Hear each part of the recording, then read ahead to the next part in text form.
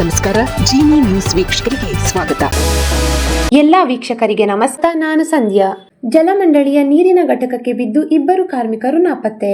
ಜಲಮಂಡಳಿಯ ನೀರಿನ ಘಟಕಕ್ಕೆ ಬಿದ್ದು ಇಬ್ಬರು ಕಾರ್ಮಿಕರು ಕಣ್ಮರೆಯಾಗಿರುವ ಘೋರ ಘಟನೆ ಬೆಂಗಳೂರಿನಲ್ಲಿ ನಡೆದಿದೆ.